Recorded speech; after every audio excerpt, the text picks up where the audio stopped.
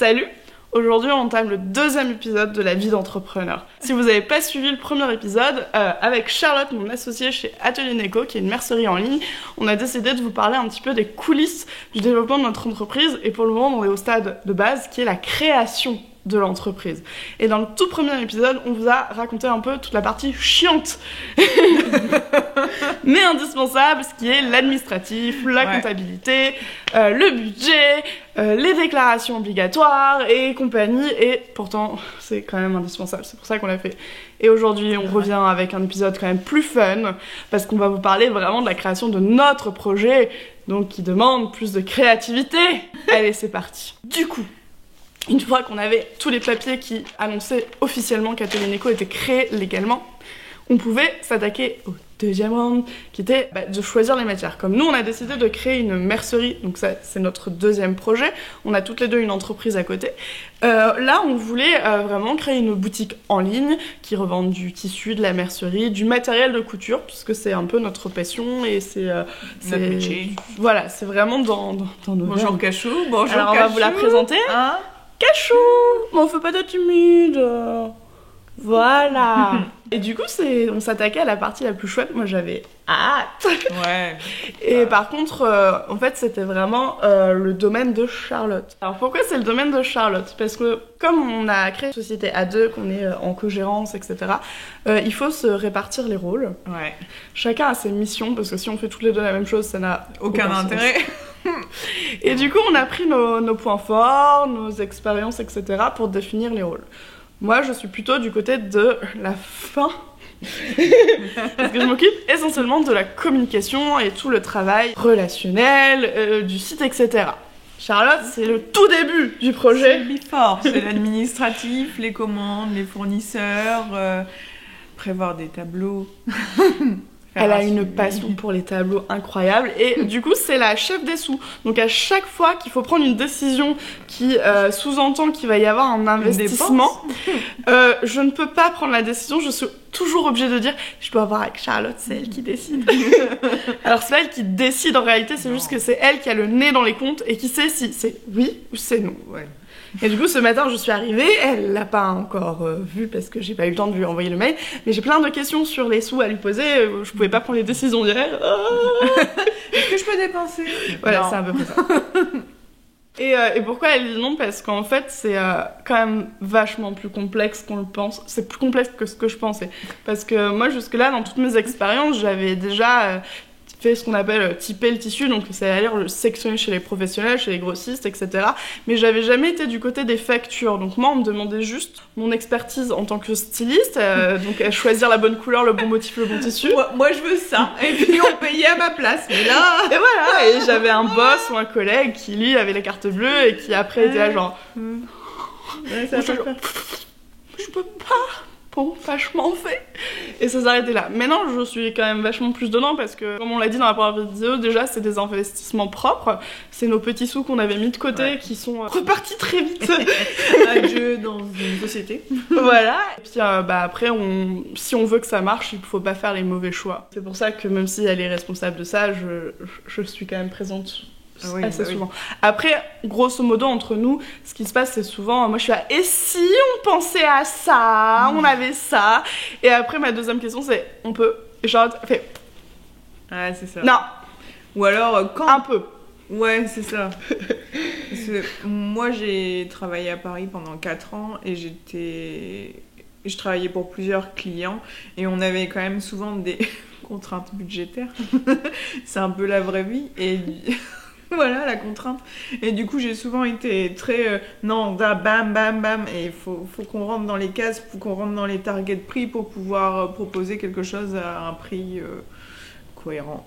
C'est ça, et puis en plus, bon, si on part sur notre projet à nous, on pourrait penser assez basiquement que concrètement, on achète un tissu, alors je vais vous dire n'importe quoi, c'est juste pour illustrer, on achète 100 mètres de tissu qui nous coûte 20 € le mètre. Du coup, on peut se dire, bon, on va faire des calculs pour le revendre, on va estimer qu'il faut le revendre x2, x3, x4. Le prix, il arrive à 50 € du mètre.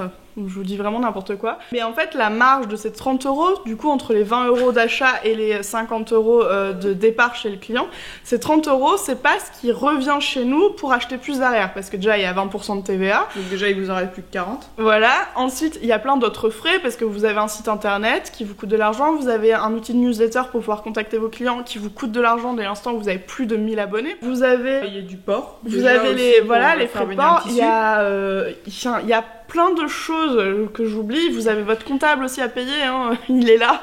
Ouais, il ne vous oublie pas. Il n'oublie pas les factures, c'est son domaine. Et là-dessus, vous payez des charges. Et voilà, et il y a toutes les charges. Il y a plein d'autres petits frais qu'on soupçonne pas. Il y a l'encre de l'imprimante pour imprimer chaque facture.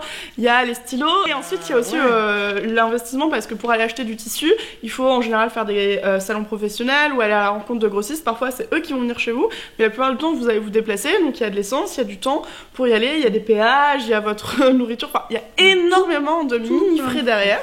Et là, on parle même pas, par exemple, de publicité pour faire connaître votre marque.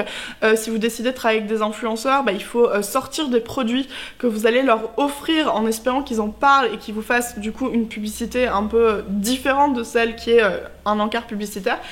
Ces tissus-là qui sortent, ce matériel-là qui sort, vous n'avez pas récupéré dessus, donc vous avez payé 20 € et vous ne récupérez rien. Donc cette marge, elle est vraiment très différente, et du coup le calcul d'un produit, c'est... un monde. C'est un monde qui est très flou encore pour moi, que je comprends tout doucement, parce que Charlotte, tout doucement, elle me donne un peu les clés de calcul. Alors les clés de calcul, on peut pas vous les donner parce que ça dépend complètement de votre secteur, de votre produit, de votre cible. Du loyer, du packaging, de... Oui, j'ai complètement oublié l'assurance et le loyer des locaux, qui sont des frais fixes mensuels. Fait, tout le temps. La perte, parce qu'il y a de la perte. C'est ça, quand vous coupez, les métrages qui ont été mal coupés à la base, quand vous les recevez, vous avez de la perte. Parfois, on a perdu 15, 20, 30 cm sur un rouleau de tissu, parfois même plus, parce que... parfois, on doit renvoyer le tissu. Parfois, on a dû... L'un des tout premiers rouleaux qu'on a reçus, il était taché. En fait, je l'ai déplié parce qu'il est arrivé sur un grand rouleau, et nous, on préfère les avoir sur des petites ramettes plates, ça prend moins de place. Et du coup, je l'ai complètement déplié, des mètres et des mètres.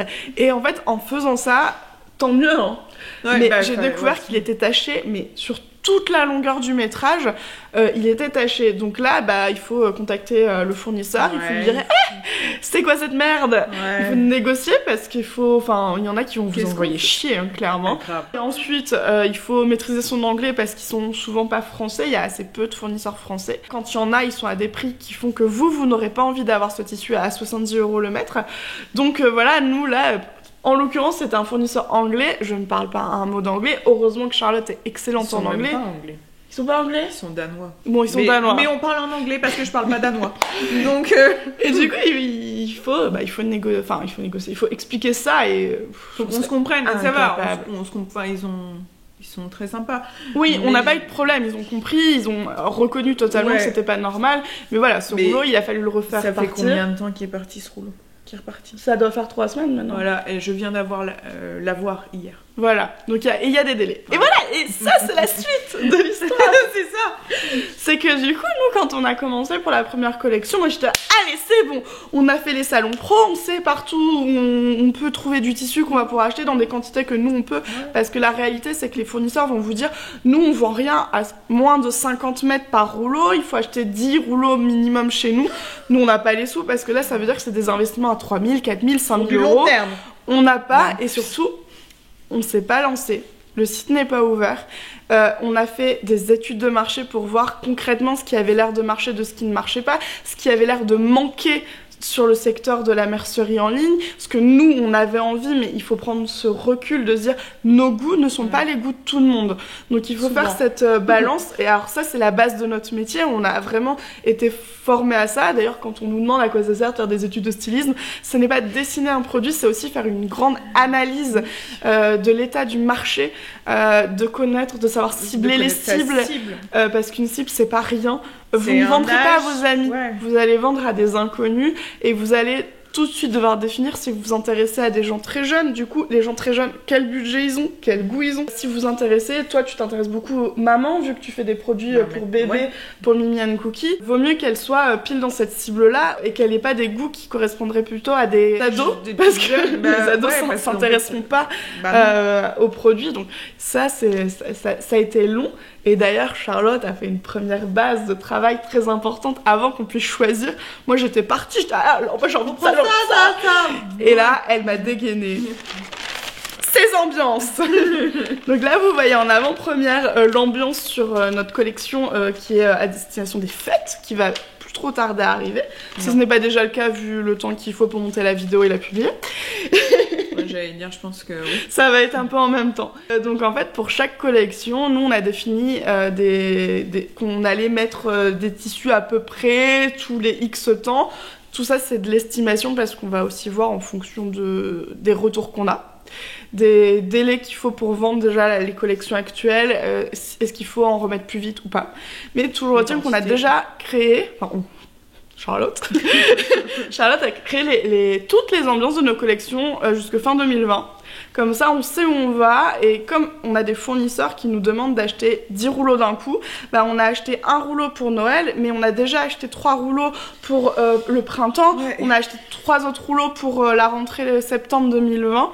Et ça, c'est énorme, c'est de l'avance de trésorerie pour je sais pas si on peut pas se rendre compte, mais dans un an, on avance de l'argent pour des choses qu'on va vendre dans un an. En sachant qu'au moment où on a fait ça, on n'avait pas ouvert la boutique. Donc on n'avait pas de garantie. Du coup, c'est compliqué parce qu'il n'y a pas d'argent qui rentre, mais il y a de l'argent qui sort.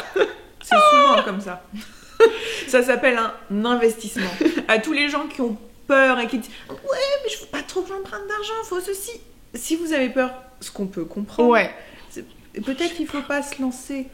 C'est un investissement. Dans tous les cas, je pense qu'il faut choisir le projet qu'on va monter avec l'audace dont on est capable. Moi, quand j'ai commencé dans le patron de couture, j'avais pas du tout d'argent, ni de côté, ni pour vivre au quotidien.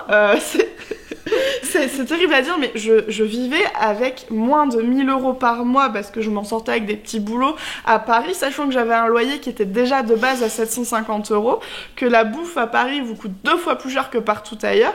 Donc en fait, je ne sortais jamais. En fait, le seul extra que je m'offrais tous les mois, c'était un verre avec les copains. Je pouvais pas en payer qu'un parce qu'à 12 € le cocktail, on y va mollo. Je mangeais jamais à l'extérieur. Enfin bref, j'avais vraiment pas de sous et j'avais pas de sous de côté. Je venais d'une famille de fonctionnaires, du coup ils étaient extrêmement effrayés à l'idée que je me lance. Donc en fait, je peux pas dire que j'ai pas eu de soutien, mais en tout cas, de toute façon, il y avait personne dans mon entourage qui pouvait réellement m'aider.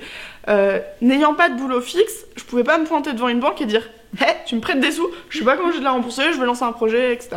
Du coup, là, je me suis dit, je vais pas lancer de patron pochette où je vais devoir les faire imprimer avant de les sortir. Donc, avant de les vendre, je vais devoir payer une imprimante, acheter du papier, acheter des emballages. J'ai fait un produit numérique parce que à cette époque-là, j'étais capable que de faire ça. J'ai finalement eu de la chance parce que ça a marché.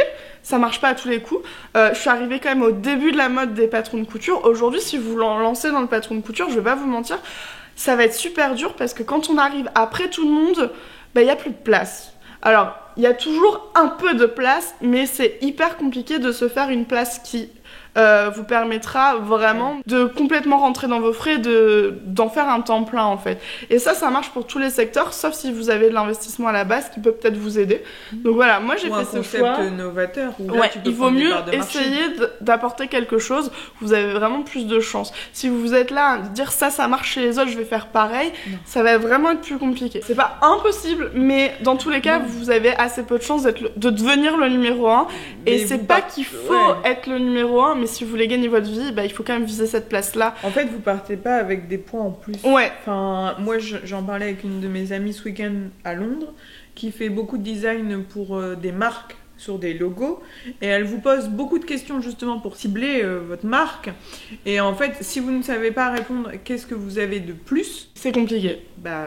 C'est hyper compliqué, et en même temps, c'est une question qui est difficile, mais c'est compliqué. C'est difficile, mais il faut y avoir pensé. Qu'est-ce que vous apportez de plus? Qu'est-ce qui est différent de votre voisin. De toute façon, les gens ont envie de nouveautés quotidiennement, donc c'est plutôt dans votre intérêt. Donc du coup, nous, c'était question qu'on s'est posée. Il y a déjà plein de boutiques en ligne, et l'idée, comme elle est venue, parce que nous, on trouvait pas ce qu'on voulait, c'est comme ça qu'on a démarré Atelier Neko. Donc voilà, nous, notre objectif, c'était de vraiment proposer des choses qui étaient vraiment dans les tendances actuelles, de choisir aussi des vrais tissus à habillement, parce qu'on trouve énormément de toiles de coton dans les magasins de tissus en général, mais c'est des toiles un peu brutes qui servent hyper bien pour de l'accessoire, mais qui n'ont pas du tout le tombé qu'il faut pour faire du vêtement. On vous retrouve avec une chemise toute raidasse, qui plisse, qui casse, c'est pas très joli. Un bon choix de matière est indispensable pour avoir un joli tombé. Et là encore, nous, notre envie, c'est d'utiliser nos vraies connaissances qu'on a initialement, de stylistes, de modélistes, formés, avec de l'expérience, puisqu'on a travaillé dans d'autres boîtes, avec l'expérience de nos premières boîtes aussi. Ouais. Et du coup, voilà, on travaille sur de la tendance, on travaille sur des ambiances, des collections, dont celle que j'ai rapidement montrée, parce qu'on va pas tout vous dire tout de suite, on garde la surprise. Ça arrive. Et du coup, on a fait ces choix, et le rôle de Charlotte a systématiquement été de me dire, là, on peut pas. On a des envies, on a plein d'envies, mais on peut pas toujours, parce que, en gros, si on écoutait toutes nos envies, qui serait d'avoir 3 velours, 3 jeans, 10 popelines, 3 jerseys, 5 sweats, enfin bref, on peut avoir toutes les envies du monde. Il nous fallait des milliers et des milliers d'euros qu'on n'a pas, et aussi pas envie de prendre le risque de trop investir parce qu'on a besoin de tester. Donc on y va progressivement. C'est ça. Donc on commence avec des petites collections, et d'ailleurs, ce qui s'est passé justement entre la première vidéo et aujourd'hui, c'est qu'on a lancé Atelier Neko. Ça y est. Le site est en ligne. On a présenté notre première collection. Et là, on était dans le doute parce que ça faisait des mois qu'on se disait bon, est-ce que ça va marcher, est-ce que ça va pas marcher, est-ce que c'est ça qu'ils recherchent exactement. Nous, on a envie de ça, donc on a quand même envie d'aller vers ça, mais c'est notre force aussi, c'est d'être deux. C'est vraiment très rose. On se tempère mutuellement parce que parfois il y en a une qui est à fond dans une idée et l'autre qui est là wow. On s'enflamme pas, on réfléchit 2 secondes et on se pose mutuellement des questions. Bon, ok, c'est joli, mais est-ce que toi vraiment tu te projetterais à le porter en robe ou en chemise vu que c'est l'usage de base? Ah non, c'est trop. Bon, peut-être qu'on sera pas les seuls à se dire ça, donc on se tempère comme ça. Et en fait, ce qui s'est passé pour Atelier Neko, c'est super chouette, mais c'est pas forcément ultra facile. C'est que tout est parti très vite. On a eu la première rupture de stock, je crois, en moins de 48 heures sur les fleurs d'automne. En tout cas, en 2 semaines, on avait quasiment plus rien. Aujourd'hui, je crois qu'il n'y a même plus aucune popeline. En tout cas, à l'heure où on tourne la vidéo sur le site. On a plus de sweat. Non, il nous reste un 30 cm de fleurs d'automne. Il reste les fins de rouleau, donc des petits métrages, pas toujours évidents parce que si vous aviez besoin d'1m50 et que nous, il nous reste que 70, voilà. Et en plus, nous, notre volonté, ça a été de dire pas de réassort. On travaille sur de la collection, on travaille sur les tendances, les envies, sur les saisons. On suit vraiment chaque saison parce que c'est notre volonté. Pour renouveler aussi. Voilà, on a envie de renouveler une nouveauté. On a aussi choisi, c'est une volonté de pas aller vers le basique. Donc, ce que j'appelle du basique, ça va être beaucoup d'unis, ça va être une toile de coton blanche, une popeline noire, un sweat bleu marine. Alors pourquoi on fait pas ces choix-là ? Déjà parce qu'il faut faire des choix. Ouais, on peut pas tout prendre. On n'a pas les budgets, on n'a pas la place en stockage aujourd'hui. Pas assez d'argent pour agrandir en fait notre stock, c'est-à-dire le déménager dans un lieu plus grand. Donc c'est toujours des choix qu'on fait comme ça. Ça veut dire plus de dépenses, plus d'assurance, plus de loyer, plus de quantité. En fait, tous ces risques sont vraiment à mesurer. C'est pas de dire, oh ça va, t'as tout vendu, on a grandi tout. Ça ne marche pas comme ça. Non, mais comme on le disait au tout début, sur les 30% de marge qu'on fait en plus, en fait, il y en a que 10 qui vont peut-être pouvoir être investis. Et là, je vous dis au pif parce que c'est vraiment Charlotte. Faut que je termine mon tableau. Elle fait des tableaux continuellement, on surveille les stocks, et puis là, on rachète la prochaine collection. Du coup, on se dit, est-ce qu'on double les quantités ou est-ce que c'est trop tôt ? Parce que souvent, en fait, on va vous imposer, par exemple, par 10 mètres.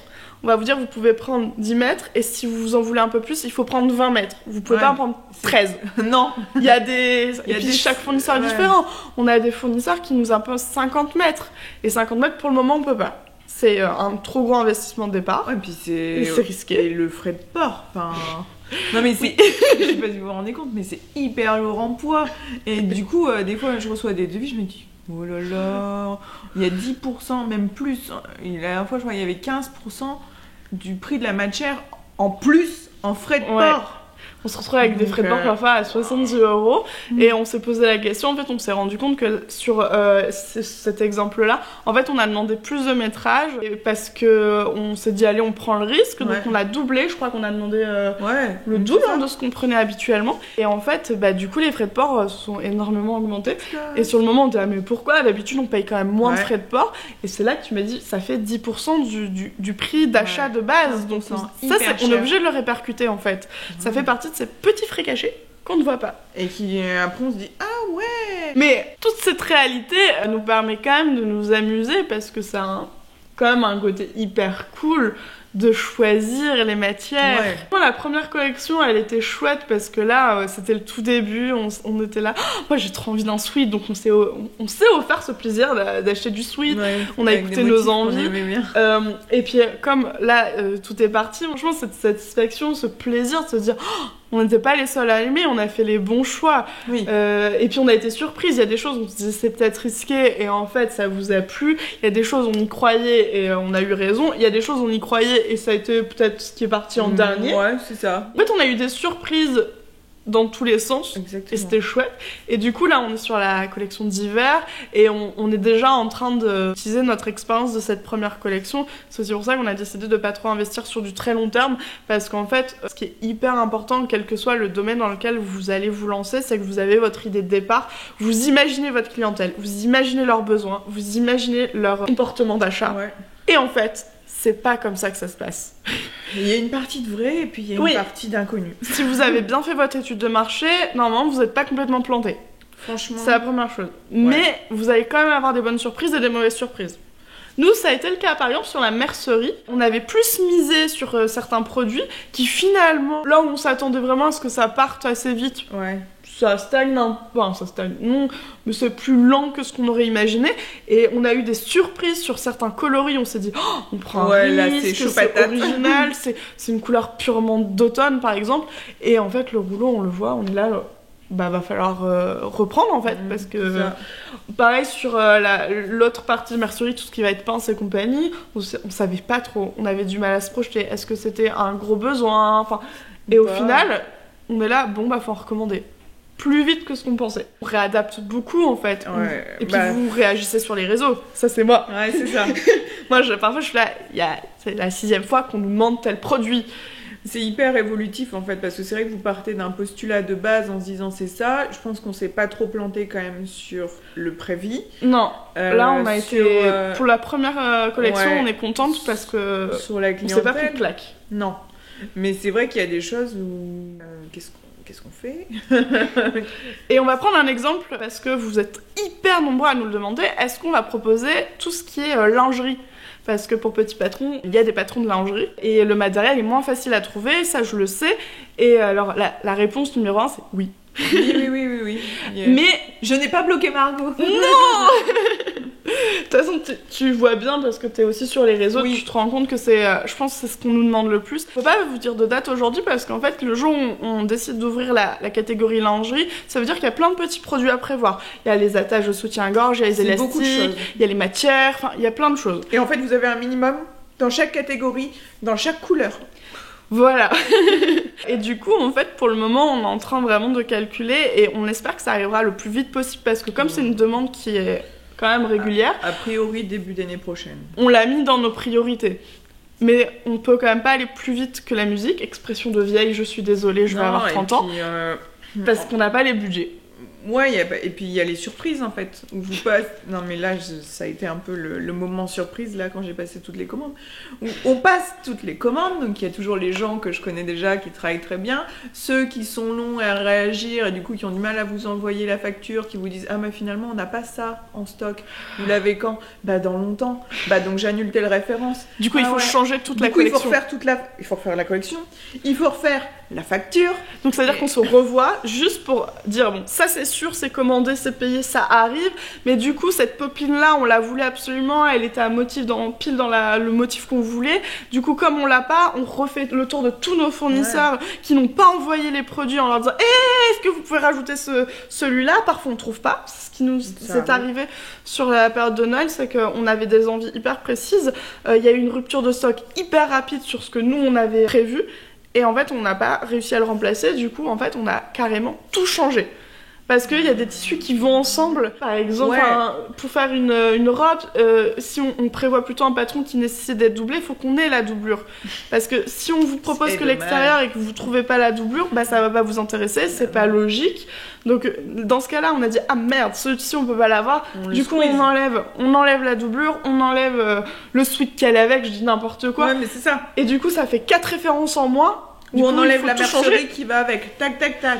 Et il n'y a plus rien. Parce que voilà, nous on essaie à chaque fois de vous proposer la mercerie, en tout cas les coloris qui sont validés, qui vont vraiment pile poil avec les tissus. Comme ça, comme vous commandez sur internet, vous ne savez pas forcément si ça ira bien. On aime bien aller en magasin quand même pour choisir son petit passepoil, son petit billet, mais tout le monde n'a pas un magasin à côté de chez soi. Du coup, notre démarche aussi de notre côté, c'est qu'on n'a pas tous les coloris, mais en tout cas on a les coloris qui vont avec nos tissus.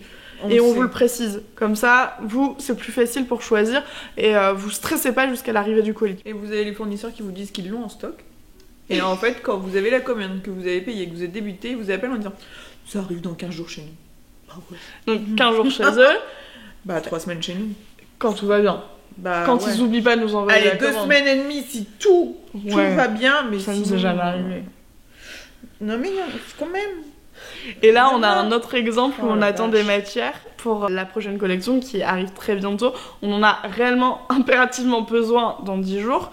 Et le fournisseur ne nous donne plus de nouvelles depuis un certain temps. Et on est là genre... Alors, comment on fait? Je l'ai réglé il n'y a pas si longtemps que ça, mais quand même. Juste avoir confirmation. Vous avez bien reçu mon virement? Est-ce que vous avez envoyé la marchandise? Est-ce que... Juste où c'est? Et bon, il y a un passé, ce fournisseur propose vraiment des super tissus qu'on choisit très souvent aussi bien pour nos projets perso, enfin nos marques perso, qu'aujourd'hui on a décidé du coup de les intégrer à Tony Neko. La seule chose c'est que l'expérience fait que ça arrive très souvent qu'ils aient des retards catastrophiques de livraison pour nos box de l'an dernier qui étaient les doudous. Il y a un tissu qui est arrivé avec en définitive je crois 16 semaines de retard sur ce qui avait été annoncé. C'est-à-dire qu'on l'avait commandé en juin. On l'a reçu, mais juste avant la sortie des box. Genre 2 semaines avant, quoi. Et ce qui fait que nous, on a dû couper, mais vraiment en urgence, alors que normalement, on étale ce genre de... On avait prévu quand même longtemps en avance. Et si on s'était pris en dernière minute, ça aurait été une catastrophe. Et du coup, c'est peut-être la dernière chose du jour à aborder, c'est anticiper. Toujours.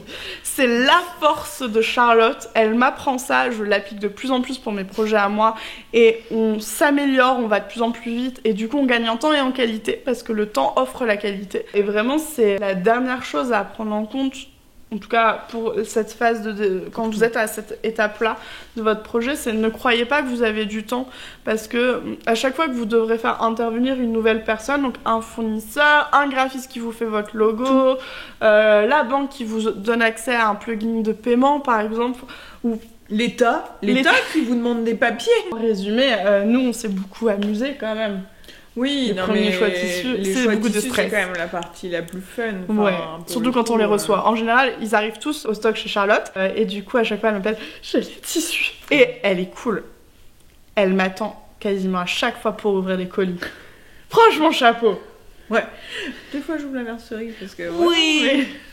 Mais des fois, j'arrive et il y a un colis. Bon, après, elle me dit « J'ai le colis, viens. » Faut pas que je prenne 4 jours pour venir.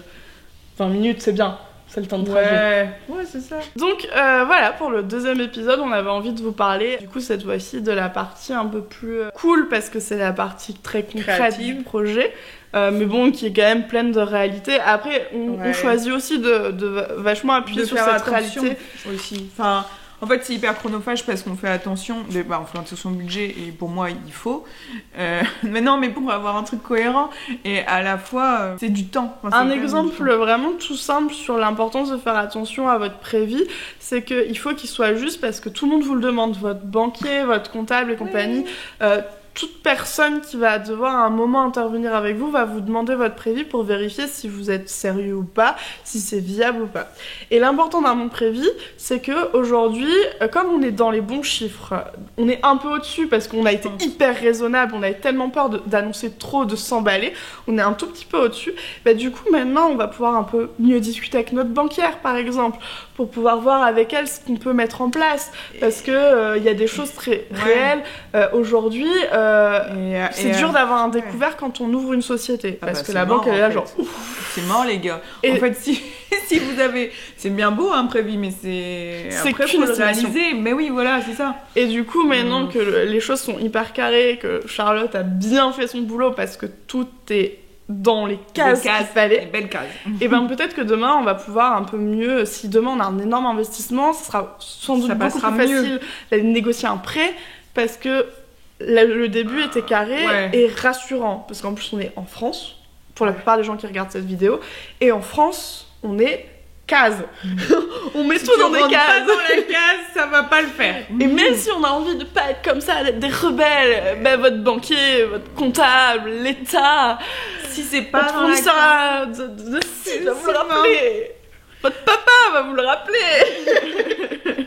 Le chat va le rappeler, vous la voyez pas, mais on va essayer de vous la montrer. Elle travaille dur. C'est difficile. À la fois, il faut pas trop s'emballer parce que ça fait quoi? Ça fait peut-être un mois. Ouais, on fait à peu près un mois aujourd'hui. Et même si on dit ouais, mais ça cartonne. Oui, mais après il faut que ça soit pérenne.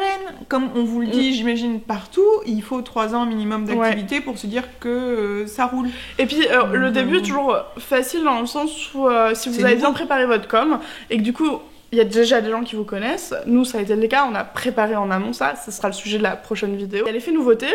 Qui a un effet très positif. Donc souvent, le tout début, c'est comme ça. Puis après, il y a ça. Voilà. Nous, on est en plein dedans. Préfère vous le dire. On est en plein dedans. En fait, bon, c'est aussi très simple, c'est qu'on n'a plus rien sur le site. Mais c'est ça. Donc, du coup, là, on attend la nouvelle collection. Et c'est cette nouvelle collection qui va définir si on est toujours comme ça, ou si on est comme ça, ou si on est comme ça. C'est déjà ça, on peut pas le deviner. On vous le dira quand ça sera... ça sera lancé. Hein, mais voilà, il y a l'effet nouveauté aussi qui est en général assez positif, donc il faut se laisser du temps. Donc être raisonnable, mais il faut aussi avoir un peu d'audace. C'est ça. En fait, si vous êtes très carré, vous pouvez vous permettre l'audace. Si vous êtes très brouillon, trouvez quelqu'un qui vous aidera à être carré. Ouais. Bah moi, non mais... en fait, à la BGE, on m'a toujours dit que pour lancer sa boîte, en fait, il fallait une part d'inconscience. Ce qui est un peu le cas. Si vous vous lancez comme ça, sans filer dans un truc, on verra bien. Oui, de toute façon, vous êtes obligé de prendre des risques. Et si vous n'êtes pas prêt, c'est pas grave. C'est vraiment pas grave. Il y a juste des gens qui sont faits pour avoir un job salarié sécurisé et on peut le comprendre. Il faut poser tout de suite. Voilà, il faut savoir ce que vous voulez, vos envies dans votre vie. Si la sécurité c'est indispensable, ouais, c'est chaud. Si vous avez un quota aventurier, vous allez stresser, ça va être compliqué. Cool. Ça va vraiment être compliqué. Après voilà, en exemple type, moi je suis très très stressée dans la vie, mais j'ai un côté hyper aventurier. Donc je stresse de tout. Mais je crois que j'aime stresser parce que je fonce constamment. On lui donne un petit sac, elle respire 2 secondes et après ça va, ça repart. Moi, j'ai beaucoup de personnes autour de moi qui m'aident. Hein, genre là, j'ai rendez-vous chez ma kiné qui me détend le dos, qui est contracté à cause du stress. Du coup, on va devoir y aller d'ailleurs. Ouais. Parce qu'elle doit me décontracter pour la fin de semaine. Je t'aime, kiné. Faut vachement relativiser quand on a sa boîte. Non, ouais. Et des fois, ça arrive que votre boîte ne marche pas et c'est pareil. C'est pas grave. Et sachez-le, c'est une expérience. Rares sont les entrepreneurs qui réussissent à la première boîte. Ça peut paraître super fou. Ou même la première année. Enfin, la première année, il y a... Suivant votre secteur, il y a un délai. Il y a peu de chances quand même que vous fassiez le bénéfice la première année si vous avez des investissements, voire des très gros investissements. Et c'est pas grave, c'est pas paniquant. De toute façon, votre comptable il va vous le dire. Si vous êtes à l'équilibre, vous êtes à 0, bah déjà vous payez vos frais. Vous payez vos frais. C'est énorme. Maintenant, l'étape d'après, c'est de gagner de l'argent. Ouais. Il faut qu'il y ait une évolution en fait. Mais effectivement, si vous dépensez énormément tous les mois, vos ventes ne compensent pas du tout ces dépenses. Et vous devez vous réinjecter tous les mois de l'argent perso. Là, ça va pas très bien. Et il faut voir si vous êtes encore dans un délai correct pour vous dire que c'est possible. C'est souvent votre comptable qui va vous le dire. Ouais, la première année, je me dis que c'est peut-être juste un rééquilibrage, un calibrage à mettre en place. Il faut le temps de démarrer. Ouais, il faut se laisser du temps. Si au bout de 9 mois, vous dites ça marche pas, je gagne pas d'argent. Non, mais en fait, c'est pas suffisant, honnêtement. Par contre, si au bout de 3 ans, vous vivotez, c'est-à-dire que vous rentrez dans vos frais, mais vous pouvez toujours pas vous payer, vous êtes peut-être en train de perdre du temps, réellement. Et ça, c'est quelque chose qu'on abordera complètement dans une vidéo parce qu'on voit énormément de gens qui sont en micro, qui disent non, ça va, je rentre dans mes frais, mais qui ne se payent pas au bout de 5 ans. Et votre avenir, pensez à votre retraite, pensez à vos projets. Vos projets de vie que vous souhaitez et mettre une en place. activité, il faut aussi savoir dire non. C'est d'ailleurs pour ça que je disais que moi, j'ai vu énormément de gens et j'en suis l'exemple de la première boîte n'est pas la bonne. J'ai essayé de lancer d'autres projets parce que j'avais cette envie d'entrepreneuriat. On a toutes les deux commencé à 15 ans. Ouais. On s'est connus comme ça. On avait modestement nos bijoux, nos petits bijoux. Voilà, on faisait des salons dans notre région. On avait des boutiques en ligne. On était accompagnés de nos parents parce qu'on était mineurs évidemment. Enfin bref, on s'est essayé. On va pas se mentir, on n'a pas eu de succès de dingue.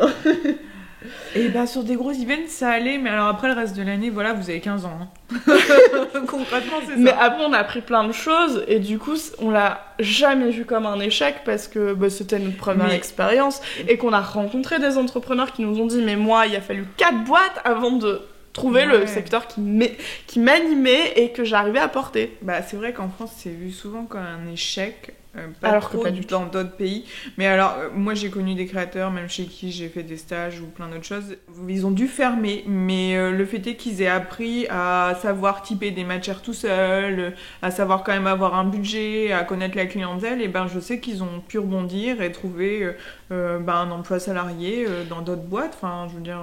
Et puis ils l'ont fait parce que oui, c'est triste aussi de vivre avec la frustration de se dire et si je l'avais fait. Et au moins ils l'ont fait et en fait. La plupart de ces créateurs qui arrêtent, en fait, ils se disent juste que la réalité de leur vie en tant que créateur, elle ne leur convient pas parce qu'ils y passent trop de temps et qu'ils s'épanouissent pas. Et en plus, en général, il y a une histoire d'argent, évidemment. Ouais, mais moi, j'ai aussi connu des créateurs qui s'en sortaient financièrement. Alors, on devient rarement riche. Il y a quelques exemples, mais on n'est pas tous Apple ou Google, concrètement. Non. Donc... on est hyper fiers de nous quand on arrive à payer nos charges quotidiennes. Mais déjà, c'est bien. Ouais, déjà c'est bien. La première année, vous payez toutes vos charges, déjà, c'est bien. Voilà.